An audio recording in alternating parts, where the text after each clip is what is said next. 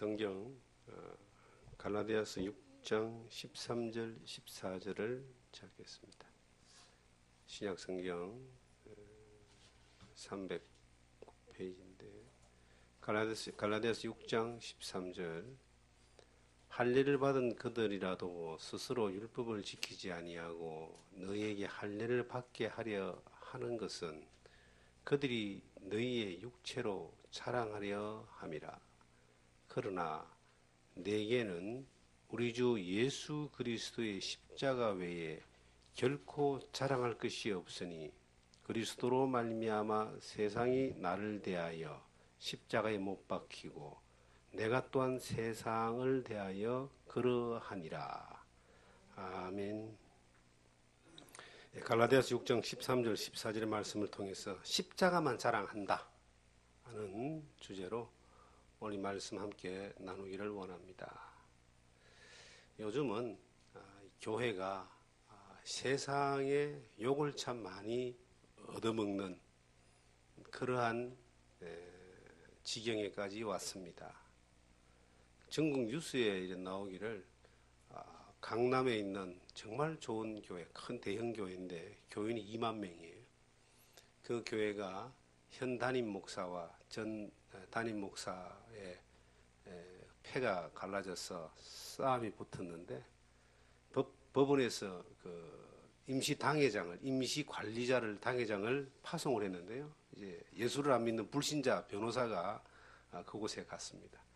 그리고 거기에 어떤 안건을 처리하는 당회 때에 뭐 세상 조폭들도 이렇게 하지 않는 그런 폭력 사태가 일어나는 이런 일들이 뉴스에 나왔어요.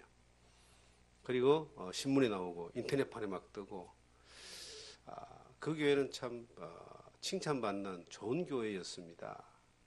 그런데 왜 그 지경이 됐을까? 이걸 보면서 예수를 믿는 사람들도 마음이 아프고 참 목회자들은 더 부끄러울 것이고 세상 사람들은 얼마나 조롱하고 비난하고 화살을 쏘아대겠습니까? 교회가 처음에 시작할 때는 믿음 안에서 순수하게 복음의 열정을 가지고 시작하는데 시간이 지나면서 방향을 잃거나 변질되거나 혹은 타락하는 경우들이 역사 가운데 너무나 많습니다.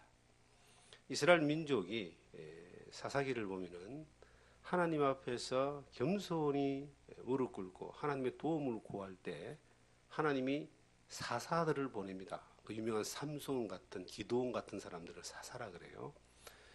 그들을 보내어서 그 위기 가운데 이스라엘 백성을 구원하고 또 백성들의 기도를 들어서 그들의 나라를 회복시키면 처음에는 하나님을 경외하고 죄악 가운데로 빠지지 않고 잘 시작하다가 5년, 10년, 20년이 지나면 또 언제 그랬느냐 하는 식으로 또 타락하고 악을 행하며 또 침략을 당하고 망하는 이런 일들이 여러 번 이렇게 반복이 됩니다. 이스라엘 왕정 시대에도 초대 왕이 사울이라는 왕입니다. 사울이라는 이 왕은 정말 하나님 앞에 겸손했어요. 하나님을 의지했던 사람입니다. 하나님이 이스라엘 백성들의 요구에 따라서 왕을 세웠는데 이 왕이 처음에는 하나님 보시기에 준수했는데 시간이 지나면서 교만해지고 자기의 힘과 권력이 생기니까 도리어 하나님의 이름을 욕되게 하고 대적하는 그러한 일들을 함으로 엄청난 죄악을 범하게 됩니다. 이 역사라고 하는 것을 볼 때에 하나님의 백성이라는 이스라엘 민족도 그러한 역사를 몇 번 계속 반복하고 있고 우리가 예수 그리스도 이후에 교회사를 보면은 종교개혁 시대 이후에 정말 오직 예수, 오직 복음, 오직 은혜 이 십자가만을 전하는 그러한 종교개혁가들이 500여 년 전에 타락한 가톨릭에 대항하여 유럽 전역에서 일어났습니다. 그런데 그들이 처음에는 정말 하나님만 의지하고 순수하게 믿음 안에 복음 안에서 복음을 전하고 시작했는데 시간이 지나면서 이것이 권력이 되고 종교화되고 물질이 생기고 그리고 지배하는 그러한 힘들이 생기니까 또 이것이 축복되어지는 그러한 일들이 계속 반복이 되어지고 있습니다. 우리나라에 120, 30년 전에 이 복음이 들어왔습니다. 들어와서 1980년대 이전까지의 이 교회를 보면은 정말 좀 순수한 부분들이 있었습니다. 복음도 순수했고 성도들의 신앙도 순수했고 그랬는데 1980년대 이후를 이렇게 지나가면서 산업화 시대가 되고 그리고 번영 복음이라고 하는 번영을 위한 이 미국 유럽 쪽에서 들어온 그러한 번영 복음, 잘 먹고 잘 살고 편안하게 살고 부자 되려고 축복받는다라고 하는 이러한 것들이 이제 들어오게 되고 그리고 거의 대부분의 교회들이 그쪽 방향으로 쭉 방향을 잡아서 가게 되면서 이 기독교가 세상하고 별로 구분이 안 되는 세상 타 종교와 세상 사는 거와 별로 구분이 안 되는 내 잘 먹고 잘 살고 복 받는 것이 이게 뭐 믿음의 목적인 것처럼 이렇게 바뀌어져가는 그렇게 가다 보니까 이 기독교가 한국 기독교도 많이 변질되고 타락된 그런 모습들로 우리 눈에 보여지고 있습니다. 그 번영복음이라고 하는 이것이 우리나라에 낳아놓은 결과가 대형 교회들, 메가처치라 그러는 대형 교회들이 수도권뿐만 아니라 지방 도시에도 계속 생기게 되고 그 대형화된 교회가 그걸 유지하고 진행하려면 얼마나 힘들겠습니까? 그리고 여러 가지 어떤 그 방법들이나 기능들이나 이것들이 접목이 되어지고 투자가 되어지고 하다 보니까요. 또 무리를 일으키는 그러한 무리가 생기는 그러한 일들이 벌어지고 더 중요한 것은 그 큰 교회 목사들은 정말 마땅히 존경받아야 되고 마땅히 큰 일을 해야 되는 그러한 그릇들인데 결국은 끝쯤에 오면은 재산권 사움 때문에 여러 번 계속해서 지금 이런 일들이 터져 나오는 것들을 볼 때에 많은 세상 사람들이 볼 때 얼마나 이것이 비판하기 좋은 것이고 또한 비난하기 좋은 그러한 거리를 제공하고 있습니다. 이러한 때에 저는 오늘 이 성경 말씀을 통해서 보면서 이것의 원인이 뭔가? 저는 이것의 원인이 이 갈라디아서 6장 13절 14절의 말씀을 통해서 이것을 찾아보게 됩니다. 지금부터 2000년 전에 바울 사도가 갈라디아 지역에 가서 복음을 전했습니다. 십자가의 복음, 구원의 복음. 이 복음을 전해가지고 갈라디아 교회가 세웠습니다. 그런데 바울 사도가 머물러 있지 못하고 다른 지역으로 복음을 전하러 가고 난 이후에 이 갈라디아 교회에 거짓 교사라고 하는 사람들이 들어오게 됩니다. 이 사람들이 다른 복음을 전하기 시작합니다. 이게 오늘 본문에 할례를 받게 함으로 그렇게 되어 있죠. 육체로 자랑하게 한다. 이게 이제 거짓 교사들이 했던 일인데 이 바울이 전한 복음은 이 십자가의 복음은 구원은 예수 그리스도의 십자가에 피 흘려 죽음으로 죄 사함 받고 예수님의 부활로 말미암아 우리가 십자가에서 그리스도와 함께 죽고 살아나는 부활된 새 생명을 얻는 삶을 사는 겁니다. 이 구원은 예수 그리스도만이 구원의 길입니다. 그런데 이 갈라디아 교회에 거짓 교사들이 들어왔어요. 그 사람들은 뭘 이야기했냐면 야 그래 구원 예수 그리스도를 믿고 받는 거 맞아. 그런데 하나를 더 해야 돼. 그게 뭐냐니까 예수님이 이전에 유대 사회에 율법이 있었는데 율법에는 하나님을 믿는 사람들은 할례를 받아야 돼. 이걸 전한 겁니다. 이 할례라는 말은 일반 사람들이 별로 듣지 못하는 단어입니다. 할례는 이스라엘 사람들은 남자아이가 태어나면 8일 만에 이 남자아이의 꼬추의 끝을 베어냅니다. 이걸 할례라고 이야기합니다. 하나님 앞에 이 아이를 바친다 하는 그런 의미를 가지고 있습니다. 이스라엘 사람은 전부 다 그렇게 할례를 받아요. 요즘은 이제 포경이라고 하는 그러한 말로 다 거의 다 통용화되어 있는데 2차 대전 당시에 독일의 그 히틀러가 전 유럽에 흩어져 있는 유대인들을 색출해내는 그러한 작업을 했는데 600만 명을 죽였잖아요. 그 작업 가운데 하나가 남자들의 하체를 벗겨보는 거예요. 그래갖고 할례가 됐으면 무조건 유대인이라고 집어넣어버렸다. 표시가 딱 나는 겁니다. 근데 이제 유대인들은 오랜 그 율법적인 전통 가운데서 모든 사람들이 지금도 할례를 하고 있어요. 그런데 이 갈라디아 교회에 예수를 믿고 구원받았다라고 하는 그 교회에 거짓 교사들이 들어와서 야, 성경에 할례를 하라고 하지 않냐. 너희들이 완벽한 하나님의 백성이 되려면 할례를 받아야 돼. 그래야 구원이 완전해져. 복음이 완전해져. 예수님만 믿는 거는 이거는 불완전해. 이렇게 가르친 거예요. 성경은 이걸 다른 복음이다라고 이야기를 합니다. 갈라디아서 1장을 보시면요. 1장을 이제 보시면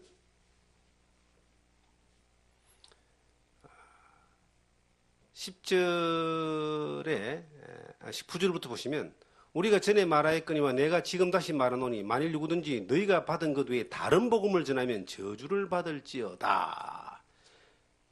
다른 복음을 전하면 저주를 받는다. 이 다른 복음이 바로 할례 복음이라고 하는 겁니다. 유대인들은 할례를 받아야지 그 하나님 앞에 떳떳하고, 그리고 이 갈라디아 교회에 예수 믿고 구원받았다는 사람들한테 할례를 더 해야지만이 완전해진다는 그러한 거짓 교사들이 막 가르치기 시작했습니다. 그런데 놀랍게도 그 갈라디아 교회가 그 거짓 교사의 가르침에 꼬쉽게 넘어가 가지고 도리어 바울 사도가 가르친 게 잘못되었다라고 할 정도로 이렇게 미혹되어져 버렸습니다. 그래서 바울 사도가 이 갈라디아 교회 성경을 쓰면서 이제 편지를 쓰면서 이렇게 이야기하는 거예요. 야, 너희가 성령으로 시작했는데 어떻게 육체로 마치려고 하느냐. 3장 3절을 보시면 그래 기록되어 있죠. 2절에 내가 너희에게 다만 이것을 알게 하노니 너희가 성령을 받은 것이 율법의 행위로냐 혹은 듣고 믿음으로냐. 너희가 이같이 어리석으냐. 성령으로 시작하였다가 육체로 마치겠느냐. 야, 너희가 받은 것은 성령으로 시작한 거 아니냐. 예수 그리스도를 담은 십자가의 은혜를 믿고 구원받은 이것이 성령으로 시작한 거, 믿음으로 시작한 거 아니냐. 그런데 어찌하여 너희는 할례라고 하는 육체의 법인 할례를 가져와서 할례를 행함으로 이것이 구원이 완성된다고 하냐. 육체로 마치겠느냐. 이렇게 어리석으냐. 이렇게 이제 다른 복음에 미혹된 사람들에게 바울 사도가 말씀을 이렇게 전하는 거예요. 우리가 생각할 때에 거짓된 교리, 잘못된 교리 이런 것에 사람들이 안 넘어갈 것 같잖아요. 그런데 이상하게도 수많은 사람들이 거짓된 교리, 잘못된 이 가르침에 넘어간다는 거예요. 예수를 안 믿는 사람들만 넘어가는 것이 아니라 갈라디아 교회는 예수를 바로 믿는 사람들이었는데 몽땅 넘어가 버렸어요. 제가 여주 원주간 도로를 이렇게 쭉 지나가면은 쭉 가다 보면 왼쪽 편에 대순진리교 본당이라고 하는 거대한 건물이 있어요. 지나갈 때마다 저희 아내가 욕을 합니다. 아이고, 저것들이 얼마나 돈을 많이 끌어모았으면 저렇게 큰 걸 지어놓고 땅도 어마어마하고요. 우리가 생각할 때는 그 교리가 단순히 조상을 잘 섬기는 건데, 귀신을 잘 섬기는 건데, 수많은 사람들이 그렇게 몰려가서 돈을 갖다 바치고 저렇게 거대한 집단을 만든다는 이해가 안 가잖아요. 그런데 세상 사람들은 또 거기에 다 현혹돼서 가는 거예요. 하나님 안 믿는 사람들이 그렇게 가죠. 그러면 하나님 믿는 사람들은 어떻습니까?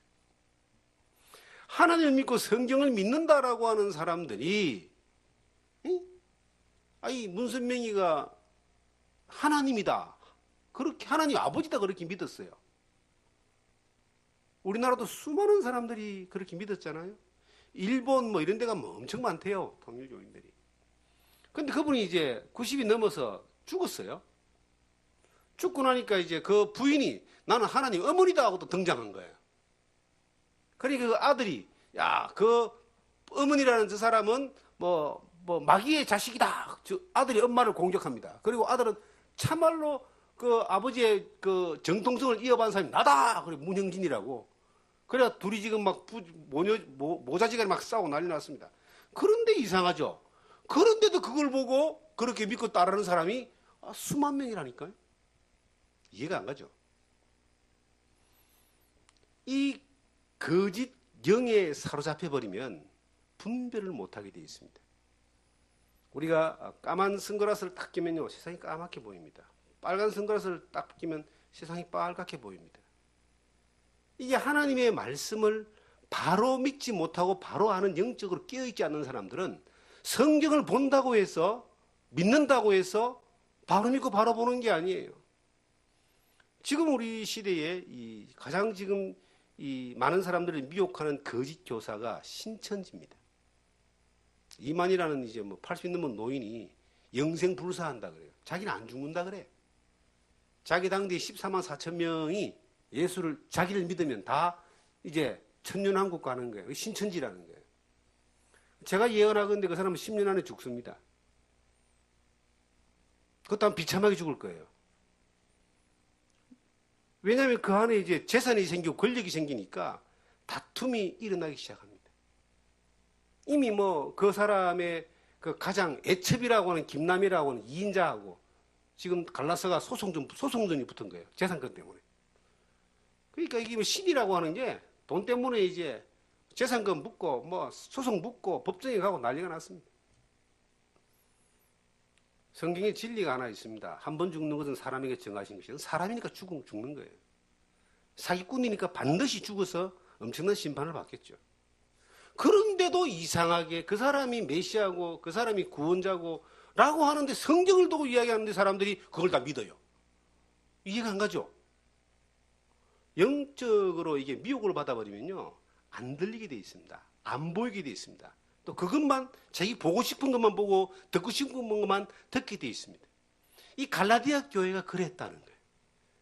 갈라디아 교회가 그렇게 확실한 복음이 증거되어지고 확실한 진리가 증거되어졌는데도 거짓 교사가 와서 계속 그렇게 가르치니까 몽땅 그렇게 획 넘어가 버렸어요. 그래서 바울 사도가 안타까운 마음에 이제 마지막 이 갈라디아 교회에 편지를 쓰면서 6장을 다시 가보시면 11절에 이렇게 지금 자기 마음을 표현하는 거예요. 내 손으로 너희에게 이렇게 큰 글자를 쓴 것을 보라. 이 큰 글자가 엄청나게 큰 알파벳 글자를 썼다라고 이렇게 이야기는 힘들죠. 큰 글자 본다고 해서 잘 보이고 작은 글자 본다고 해서 안 보이는 거 아니잖아요.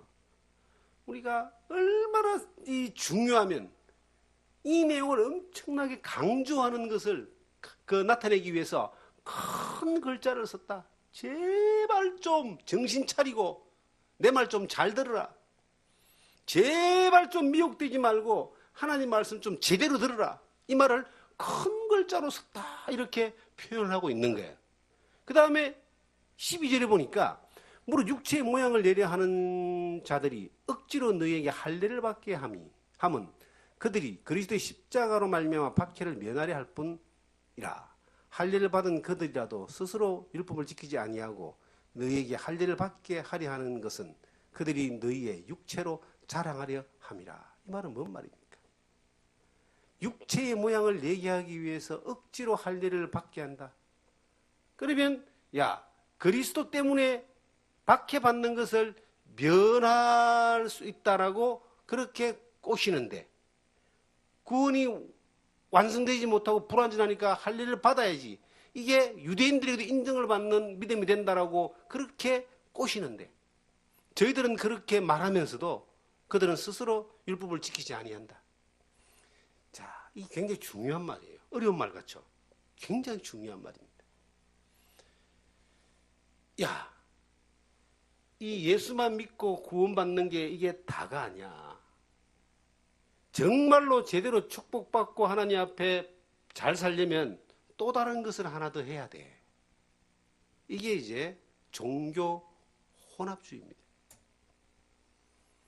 예수 그리스도만 믿고 구원받는 게 아니야. 다른 것 믿어도 구원받아. 종교 다원주의인데 이게 지금 우리나라뿐만 아니라 전 세계를 다 지금 거의 잠식하고 있습니다. 여러분, 예수를 믿는다는 것은 예수 외에는 구원자가 없다는 겁니다. 이제 내일 모레 되면 4월 초파일이잖아요. 부처 탄생일이죠. 석가모니 탄생일이잖아요.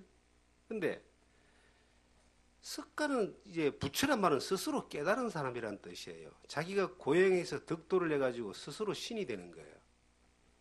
그리고 이제 깨달으면 다음 세계에 윤회가 된다 그러죠. 다른 좋은 생물로 태어난다라고 하는 거잖아요. 참 놀라운 것은 이 세상의 모든 대부분의 종교는 윤회가 있습니다. 잘 살면 다음 생에 좋은 곳으로 태어난다 하는 것이 우리나라 사람들이 가지고 있는 기복적인 그런 종교의 샤머니즘 사상 중에 하나입니다. 성경은 윤회가 없어요. 우리가 흔히 하는 말로 다시 태어나면 아내하고 결혼하겠느냐 이런 말 자주 하잖아요. 저는 그 말 정말로 잘못된 말이라고 이야기합니다. 저도 그런 질문을 받아봤어요. 어떤 사람은 예수 믿는 사람이 그런 질문을 해요. 이 사람은 뭘 몰라도 한참 모르는 사람이다. 다음 생에 또 태어나는 게 아닙니다. 죽음 이후에 영원한 천국을 가는 거예요. 이 신앙, 이 모든 종교는 원을 그립니다. 계속 돌고 돈다고 이야기를 해요. 그런데 이 성경의 진리는 기독교는 직선입니다. 계속 태어나서 일생을 살다가 영원한 천국 가서 영원히 사는 거예요. 다시 돌아오지 않습니다. 우리가 흔히 잘 쓰는 말로 농담 삼아 아유 전생에 뭐 나라를 구했나? 이거 굉장히 잘못된 말이에요. 전생이 어디 있어요? 마귀들이나 쓰는 말들인데. 그런 단어를 쓰면 안 되는 거예요. 단어 자체가 잘못되어 있는 겁니다. 지금 이 우리나라의 전 세계에 많은 종교인들은 기독교 외에도 구원이 있다 그럽니다. 성경은 그렇게 말하지 않습니다. 내가 곧 길이요 진리요 생명이니 나로 말미암 자고로 아버지께로 올 자가 없다. 예수 그리스도에는 구원의 길이 없어요. 그러니까 2000년 전에 유대 땅 베들레헴에 오셔서 나사렛에 사시다가 그리고 3년 반 동안 공생애를 사시면서 제 아들을 가르치시고 세상지를 짊어지시고 이 골고다 십자가 위에서 피 흘리시고 죽으시고 3일 만에 무덤을 깨고 부활하신 그 예수님 외에는 구원자가 없어요.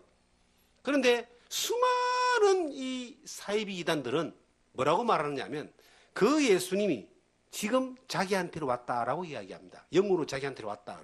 전부 사기꾼들입니다. 우리나라에도 그런 사람이 50명이 넘어요. 우리나라에도 그런 사람이 50명이 넘는데 대표적인 사람이 이제 몇 사람 쭉 모으는데 이미 많이 죽었고 지금 또 뭐 죽음을 앞둔 사람들이 지가 또 메시아라고 사기치고 난립니다. 돈 끌어모으고 천국에 가까이 온다는 사람들이 대부분 그 사람들은 돈을 끌어모읍니다. 재산을 증식합니다. 건물을 짓습니다. 지는 안 믿는다는 거예요. 이 성경에 뭐라고 이렇게 했습니까? 할례를 받은 그들이라도 스스로 율법을 지키지 아니하고 너에게 할례를 받게 하라는 거야. 그러니까 자기들이 그렇게 말하면서도 자기들은 그걸 안 지켜. 대부분 여러분 앞으로 세상에 나가면 혹할 정도로 이 이상한 교리나 이상한 것들을 가지고 사람들을 미혹하는 사람들이 있을 겁니다. 그들은요 거의 신적인 존재인 것처럼 자기들을 포장합니다. 세상을 초월한 사람인 것처럼 그렇게 말합니다. 그들의 가르침은 정말 환상적인 가르침일 수 있습니다. 거짓 교사들이 환상적인 가르침을 가르치는 거예요. 그런데 그들이 가르쳐놓고 자기들은 안 지켜. 율법대로 지키라고 해놓고 자기들은 온갖 죄를 다 지어요. 천국이 가깝다 해놓고 자기들은 재산을 정식해요. 자기들은 그 가정이나 삶이 엉망진창이면서 도덕적으로 엉망진창이면서 그 따르는 사람들에게는 엄격한 잣대를 주고 거기에 확 메어 놓습니다. 그리고 바깥 세계를 못 보게 만듭니다. 바보로 만들어버리는 거예요. 그런 일들이 어떻게 그런 데 속을 수 있을까? 근데 이상하게 그걸 다 속는다니까요. 영이 깨어있지 않고 하나님의 바른 믿음 가운데 있지 않으면 속습니다. 어떤 사람들은요 의도적으로 속입니다. 의도적으로 그냥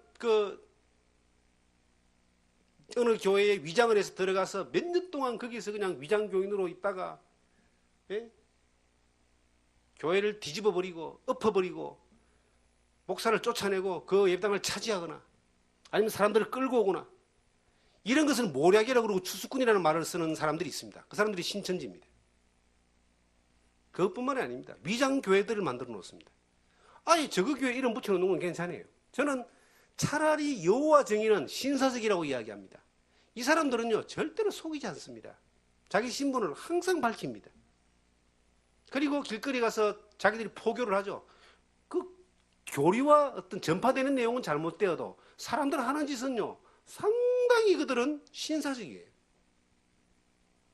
그런데 위장교회, 그냥 일반적인 교회 간판을 걸어놓고 위장 그 예배를 드리면서 사람들을 속입니다. 근데 거기 넘어간다니까요. 이상한 건 넘어간다는 게 이상하죠. 왜? 마귀가 있으니까. 이 세상에는요 두 영이 있습니다. 사탄의 영이 있고 성령이 있습니다. 성령도 성령 아래에서 하나님의 은혜와 말씀을 경험하게 되면 사람을 변화시킵니다. 진리의 사람으로. 그런데 사탄의 영도 사람을 변화시켜요. 악의 영으로. 못 벗어납니다.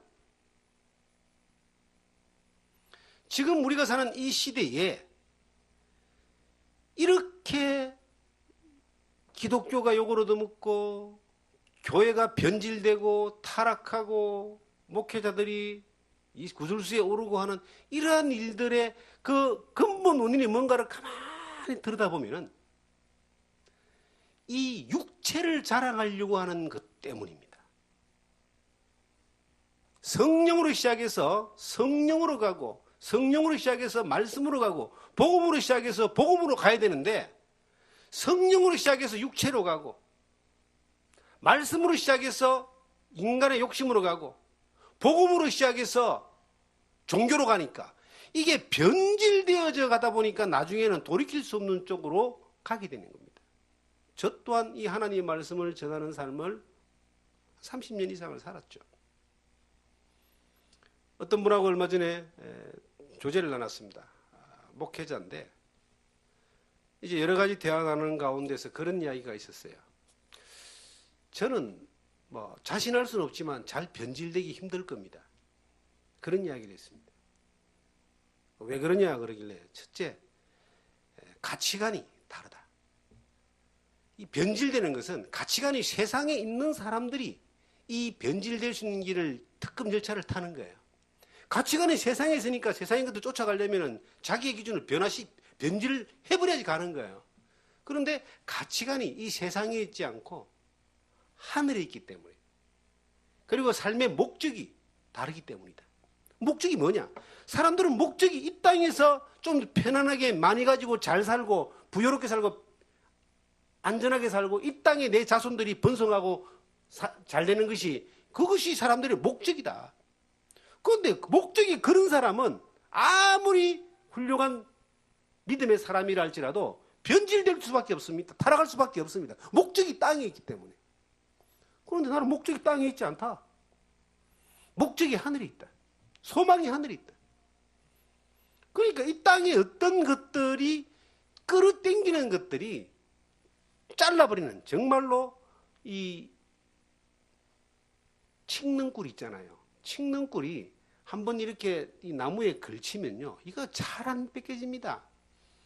그러면 도끼로 확 잘라버리면은 잘라내는 거예요. 소망이 하늘에 있고 가치관이 하늘에 있고 목적이 하나님께 있으면은 잘 변질될 가능성이 없어요. 싸움은 있고 유혹은 있고 어떤 결정해야 되는 순간들은 많이 있을지라도 삶을 그쪽으로 가치 없다고 보는 그쪽에 내 인생을 투자하지 않는다는 거예요. 많은 사람들이요 가치 있는 곳에 선택을 하게 되어 있습니다. 제가 자주 하는 말을 한 번씩 쓰는 말이 있잖아요. 예서 정도 된 중학교 1학년 정도 되는 아이한테 저 금덩어리 하나 가지고 있어요. 이걸 내가 돈 2만 원 줄게 금덩어리 바꾸자 그러면 이 아이는 안 바꿉니다. 왜? 금덩어리의 가치가 2만 원보다 훨씬 높다는 걸 알기 때문이에요. 그런데요 한 5살, 6살 된 꼬마한테 금덩어리를 들고 있는데 아이스크림 줄게 바꾸자 그러면 금방 바꿔버립니다. 왜냐하면 그 금덩어리의 가치를 얘는 모르기 때문에 아이스크림이 훨씬 낫기 때문에 바꿔버리는 거예요. 우리가 이 세상에 살면서 변질되지 않고 타락되지 않을 수 있는 방법은 올바른 가치관을 가져야 될 때 넘어가지 않는 겁니다. 내 안에 성령의 능력이 있으면은 적어도 미혹된 거짓 교사의 가르침을 분별할 수 있고 안 넘어갈 수 있죠. 그러나 믿음의 가치관이 확고할 때는 수많은 어떤 유혹과 꼬심이 와도 가치가 내가 가지기 더 큰데 왜 시잘데기 없는 쓰레기가도 못한 것들의 가치를 바꾸느냐는 겁니다. 골동품 장사에 속아가지고 3,000원짜리 도자기를 1,000만 원 주고 샀다는 이런 뉴스를 본 적이 있습니다. 이 속아서 파는 사람도 대단한 사람이지만 속고 산 사람도 대단한 사람이에요.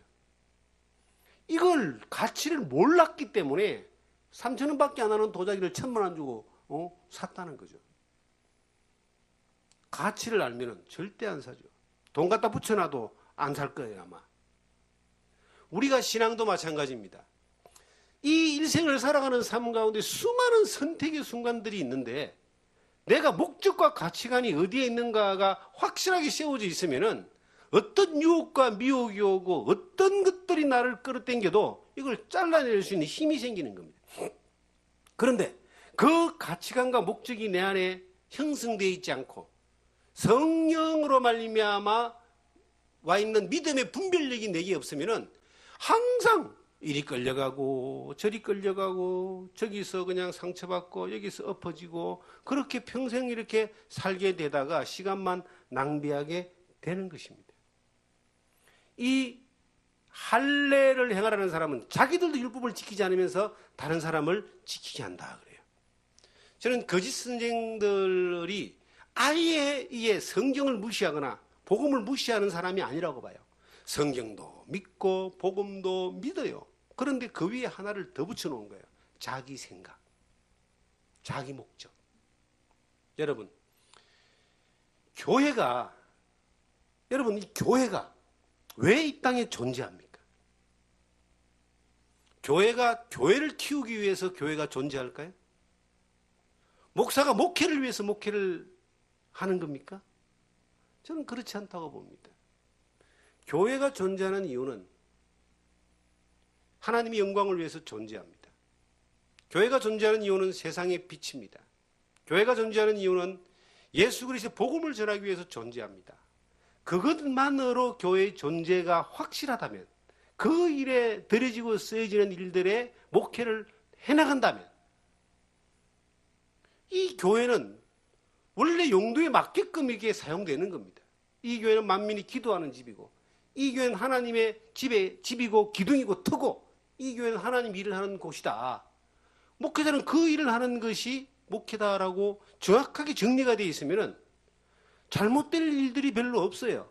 그런데 교회가 커야 되고 사람을 키워야 되고 사람을 늘려야 되고 재산을 늘려야 되고 많은 일들을 해야 되고 이게 다 맞는 말 같지만은 그것이 교회가 원래 본질에서 벗어난 것들이 플러스 알파가 되면은 그게 뭐예요?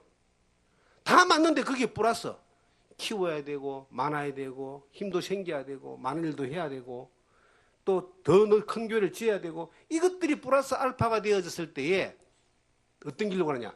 변질된 길로 가게 되고 타락된 길로 갈 수 있는 겁니다. 우리가 믿는 것은 하늘과 땅이 하나님의 것이고 이 모든 만물이 하나님의 섭리 가운데 움직이고 우리는 그 하나님이 맡긴 일들을 그저 해나갈 따름이에요. 그렇게 살아계신 하나님의 인도한 가운데서 그 맡겨진 일들을 하게 되면 되는데 뭔가 플러스를 하는 거예요. 야, 할례를 해야 돼. 율법을 지켜야 돼. 그래야지만이 우리가 성경 보면 박해를 면할 수 있고 그러니까 불편한 일을 안 당할 수 있고 더 편하게 살 수 있어. 여러분, 이것이 육체를 자랑하는 것이라고 성경에 기록하고 있습니다. 육체를 자랑하려 합니다. 이게 하나님하고 전혀 상관이 없는 육체를 자랑하는 일이에요. 할례를 전하는 사람이 육체를 자랑하는 것이고 할례를 받는데 미혹되는 사람들의 육체를 자랑하는 가치관이 이 땅에 있는 것들에 만족시키기 위한 가치관으로 변질돼 버린 겁니다. 지금 이제 우리가 안타까워하는 여러 가지 일련의 일들을 보면은 대부분 육체를 자랑하고 육체의 욕심을 채우는 것들로 말미암아 일어난 일들입니다. 어느 날 하나님의 우리 믿음의 조상이라는 아브라함과 롯이 싸움이 붙었습니다. 직접 싸움이 아니라 종들이 싸웠어요. 아이 가나안에서 이제 그 애굽에서 나와서 가나안으로 들어가는 길목에 있는데 그 종들도 많이 따라왔어요. 족장들이니까. 그런데 이제 그 당시에는 이 목축업이 이게 이제 유목민들이니까 최고의 경제적인 가치입니다. 이분들이 이제 목축을 했어요. 목축은 뭐예요? 목초지 때문에 롯의 종들하고 아브라함 종들하고 싸움이 붙은 거예요. 아, 믿음의 사람 아브라함이 보니까 안타까운 거예요. 그래서 롯을 불러다가 야, 우리가 골육인데 이게 한 핏줄인데 싸우가 되겠냐? 우리 싸우지 말자. 헤어지자. 네가 좌하면 내가 우하고 네가 우하면 내가 좌할게. 네가 먼저 선택하라. 아, 롯이 딱 보니까 저쪽 이 소돔 고모라 쪽을 보니까 너무 아름답고 비옥하거든요. 그쪽을 가버렸어요. 아브라함은 그냥 이 척박한 땅 헤브론이라는 그 가나안 땅 그곳에 그냥 머물러 있는 겁니다. 하나님의 복은 어디에 오느냐? 아브라함에게 왔거든요. 야, 네 사면을 봐라. 네가 보는 모든 땅이 너와 네 손에게 주겠다. 롯은 소돔 고모라 들어가가지고 결국 욕심대로 들어가가지고 다 전쟁을 한번 망하고 소돔 고모라 불타서 한번 빈털터리가 되어버리는 이것이 성경에서 말하는 거잖아요. 우리가 어떤 일들이 벌어질 때에 가치관이 하나님께 있는 사람은 하나님 앞에서 결정하는 거예요. 신앙생활을 해나가는 가운데서 특히 목회를 해나가는 가운데서 수많은 결정과 결단의 순간들이 있습니다. 그런데요, 육체의 욕심을 따라서 육체를 자랑하는 것으로 출발하면은 내 욕심과 자랑은 명예욕, 권력욕, 물질욕 이런 것들에 의해서 매여 있으면은 철저하게 투쟁하고 철저하게 그냥 겉모술수를 쓰고 철저하게 악해져야 됩니다. 그렇게 하면요, 하나님이 그 사람 안 써요. 그냥 딱 틀어버리고 그래, 네가 정하냐? 네가 그거 가지고 싶으냐? 네 다 가져라. 나는 하나님이 나의 상급과 방패시다 라고 딱 결정해서 갈 수 있을 때 하나님이 그 사람을 인도합니다. 성경 창세기 17장 1절 이하에 보시면요, 이 롯이 소돔 고모라에서 전쟁에서 쫓겨가지고 몽땅 다 잡혀갔습니다. 아브라함이 가신들을 데리고 가서 건져냈어요. 그러니까 이거 소돔 왕이 말입니다. 너무 좋아가지고 야, 네 도로 찾은 거 다 당신 다 가지시오 그랬더니 아브라함이 이거 필요 없다 그럽니다. 내 거 아니다. 다 돌려줍니다. 그리고 아브라함이 고백하기를 하나님이 여호와가 나의 상급과 방패이시다. 하나님이 나의 상급이다. 우리가 때로는요, 내 육신의 욕심이라고 하는 것들을 틀어버려야 될 때가 있습니다. 이 욕심이 육체를 자랑하고 육체를 사랑하고 육체의 것들을 가지려고 하는 이것 때문에 가장 중요한 이 복음을, 이 믿음을 망쳐버릴 수가 있습니다. 섞어버리면 대한민국 사람들은 비빔밥을 좋아하잖아요. 섞어서 먹는 걸 좋아합니다. 신앙은 절대로 섞으면 안 됩니다. 십자가 외에 복음 외에 예수 그리스도의 다른 것을 섞어버리면은 이거는 썩는 것이 아니고 망하는 겁니다. 그냥 변화되는 것이 아니라 변질되는 겁니다. 발전하는 것이 아니라 타락하는 겁니다.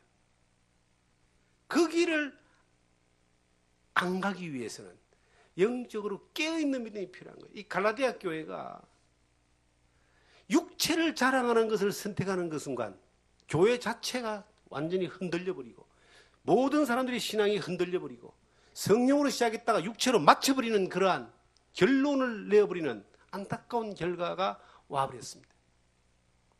지금 여러분과 제가 이 믿는 믿음 가운데서 하나님만으로 만족하지 않습니까? 복음만으로 만족하지 않습니까? 이 바울 사도는 십자가만 자랑한다 그랬어요. 십자가만 자랑하는 것이 손해보고 망하는 길이 아닙니다. 이 십자가만 자랑하는 것이 가장 잘 되는 길이고 가장 하나님이 기뻐하는 길이고 가장 영원한 길입니다. 근데 그래 살면 바보처럼 살까요? 아닙니다. 그래 살아야 가장 잘 사는 거예요. 이 세상에서 수많은 사람들이 십자가 아닌 다른 것도 육체를 자랑하고 육체 욕심을 쫓아가는 것 때문에 죄악의 구덩이에 빠져가지고 헤어나오지를 못합니다. 그런 사람 많이 보고 있어요. 한때 복음 안에 열정을 가지고 하나님의 열정을 가졌던 수많은 사람들이 어느 날 육체를 자랑하는 것, 육체의 욕심을 채우는 것, 그 가치관이 이미 원래부터 땅에 있었기 때문에 땅으로 그냥 계속 가면서 헤어나오지 못하고 살고 있습니다. 저도 늘 유혹을 받습니다. 육체를 자랑하는 것. 그게 명예욕이라 그러잖아요. 인간의 3대 욕망 가운데서 이 명예욕, 이 마지막에 있는 명예욕요. 대한민국에 내노라는 성공했다는 많은 사람들이 더 높은 자리에 올라가려고 하다가 정말로 망신살을 팍 뻗치는 사람들 많잖아요. 권력기관에 들어가기 위해서 청문회를 통과해야 되는데 청문회 가기 싫어서요. 아예 그 코를 거부하는 사람들이 많답니다. 괜히 가가지고 이게 뭐 조상까지 다 들어가니까. 그렇게 불명예스러운 일들을 겪는 사람들도 많이 있죠. 그런데 여러분 한번 생각해 보십시오. 우리가 살아가는 이 삶의 여정 가운데서 우리가 육체를 자랑하려고 하는 것을 선택하는 그 순간 결국 우리는 하나님 방법이 아닌 다른 방법을 사용해야 됩니다. 땅의 방법, 육체의 방법, 인간의 방법. 이런 것들을 계속 사용하다 보면 거기에 엮이고 섞여서 헤어나오지 못하는 거예요. 하나님이 높여주셔야 되고 하나님이 이끌어주셔야 되고 하나님이 형통케 해주셔야 되고 하나님이 번창케 해주시는 것은 가능합니다. 단지 하나님을 사랑하고 말씀을 묵상하고 하나님 앞에 가치관을 두고 사는 사람일 때 하나님이 그 사람을 그렇게 줄 수 있어요. 그런데 인간의 방법으로 육체의 방법으로 계속 내가 만들려고 하니까 고생은 하는데 결과가 없는, 땀을 흘리는데 소득이 없는, 그리고 마음 안에 그 허탈함과 분노만 가득 채워지는 이런 결과가 오는 것입니다. 지금 우리 시대에 저는 이런 생각이 들어집니다. 야, 그래, 예수 믿어. 복음 전해. 그런데 복음을 전하려면 돈도 많이 벌어야 돼. 사업도 잘해야 돼. 그래서 이런 사업이 복음을 전하는데 가장 합당한 사업이니까 우리 같이 이 사업을 해야 돼. 이 복음이라는 이 순수한 이 복음이라는 이 가치 위에 사업이라는 욕심이라는 이 똥구죽물을 갖다 같이 그냥 확 섞어가지고 이게 진짜 가치 있는 것처럼 변질시키고 변화시키고 거기에 사람들이 망가지게 만드는 일들이 얼마나 많습니까? 얼마나 논리적으로 좋아요. 복음이 전해지기 위해서 사업도 잘 되고 돈도 많이 벌어야 되는데 이게 두 개 다 같이 딱 엮어지면 자, 돈도 벌면서 복음도 전한다. 참 얼마나 좋은 말입니까? 그런데 그것은요 마치 뭐와 같으냐, 깨끗한 이 순수한 물에 똥한 사발 팍 집어여가지고 색깔을 노리끼리 만들어 놓고 저게 황금물이다라고 하는 거 똑같은 겁니다. 성경에는 은에서 찢기를 제하라는 말씀이 있습니다. 순수한 복음에는요 다른 게 필요가 없어요. 하나님의 일은 하나님만으로 충분합니다. 그 외에 다른 것들이 들어가서 돼야 된다라고 하는 모든 것들, 율법을 더하고 할례를 더하고 했던 것처럼 이거는 육체를 자랑하는 방법이지 하나님 방법이 아니라고 이야기합니다. 우리가 하나님이 살아계시지 않으시면, 우리 예수님이 살아계시지 않으시면, 성령이 살아계시지 않으시면 우린 육체의 방법으로 육체를 자랑하며 육체의 생각대로 살아야 돼요. 그런데 우리가 믿는 것은 살아계신 하나님을 믿는 겁니다. 역사하시는 성령을 믿는 겁니다. 지금도 우리를 구원하시는 주님을 믿는 겁니다.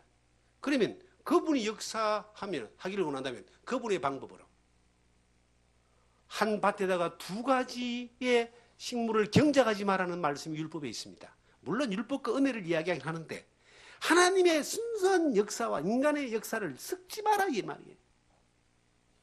열심히 일하는 사람 열심히 일하세요. 사업하는 사람 열심히 사업하세요. 그런데 그것은 복음 안에 살아가는 삶에 필요한 하나의 과정이지, 이것이 섞여져 가지고 뭔가를 만들어내는 것이 되면 안 된다는 거예요. 이 성경의 갈라디아 이 교인들을 미혹시켰던 사람들은요, 율법을 지키라고 하면서 자기들도 지키지 않는다고 성경에 기록되어 있잖아요. 13절에 할례를 받은 그들이라도 스스로 율법을 지키지 아니하고 너희에게 할례를 받게 하려 하는 것이라. 자기들도 안 지켜. 이 말은 뭐냐면은, 자, 복음을 전하기 위해서 우리는 모든 것들을 주님 앞에 다 바쳐야 됩니다. 틀린 말입니까? 맞는 말이잖아요. 그런데 자기는 안 바치고 성도들은 다 바치라 그래. 이게 얼마나 나쁜 거예요. 성경은 그것을 이야기하는 겁니다. 도덕과 윤리적인 최고의 경지를 가리키면서 자기는 엉망이야.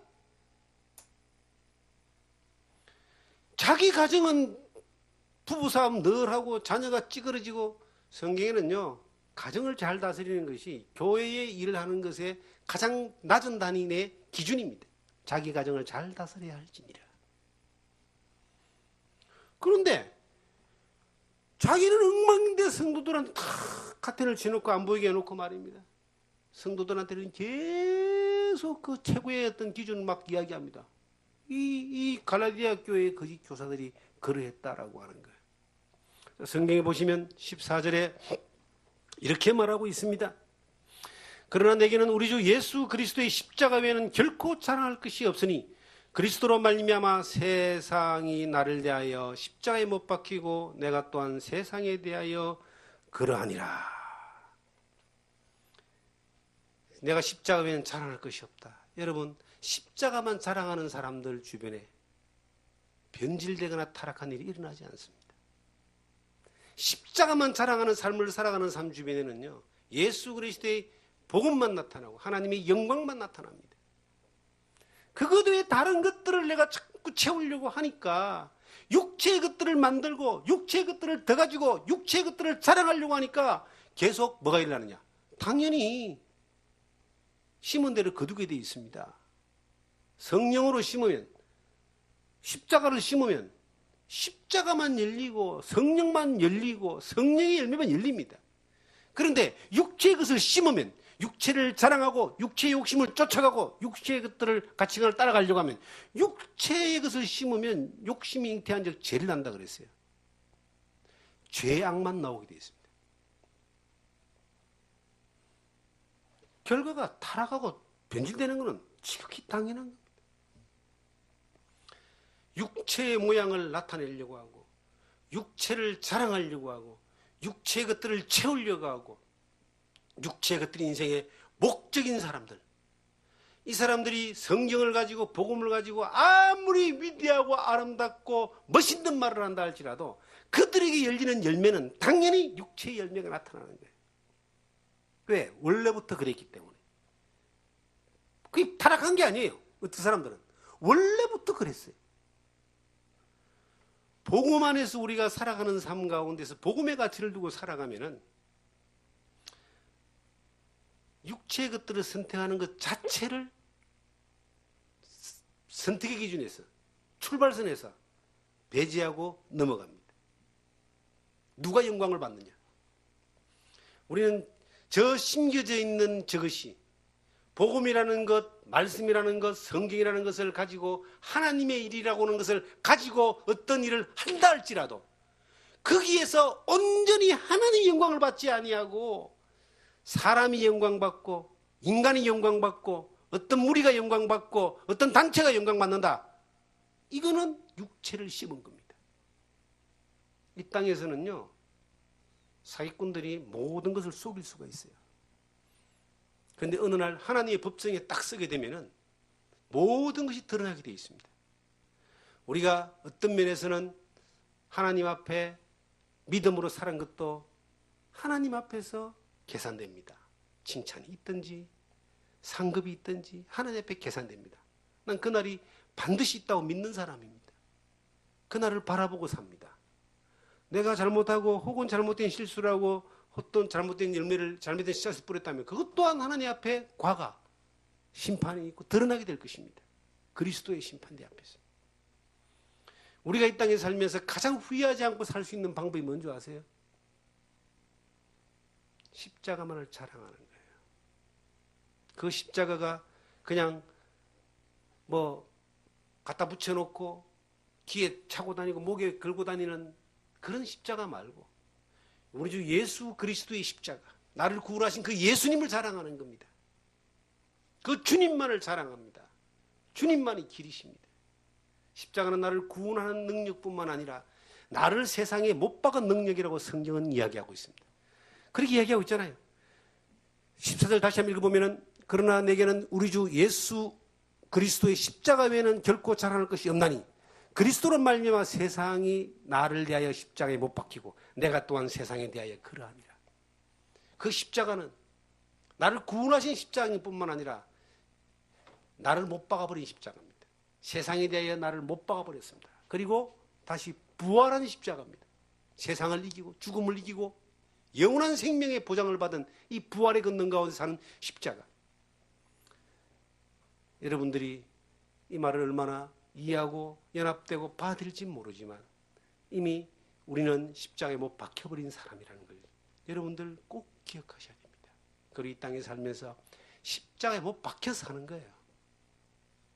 그러면서 그 십자가의 편에 딱 서서 육체를 자랑하지 않고 십자가를 자랑하면서 그 은혜 가운데 살면은 하나님이 내일 해주십니다. 하나님 나를 인도하십니다. 하나님 나를 보호하십니다. 하나님 나를 지켜주십니다. 하나님 나를 쓰십니다. 그렇게 쓰임받는 여러분들이 되길 원합니다.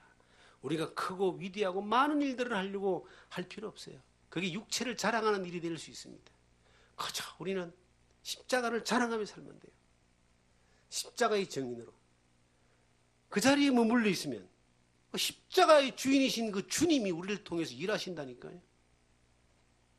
여러분, 이 땅에서 어떤 면에서는 세상의 많은 것들을 누리고 가지는 것보다는 세상의 것들은 누리고 가지 못한다 할지라도 그 십자가를 많이 경험하고 십자가의 은혜 가운데 많이 감격하고 그 십자가의 은혜 가운데 인도받으면서 십자가의 능력 가운데 우리가 더 많이 사라진다면 이것은요, 세상의 어떤 것보다도 가치 있고 후회하지 않는 삶을 사는 것입니다. 그러한 삶을 살아지는 여러분과 제가 되기를 주님 이름으로 축원합니다.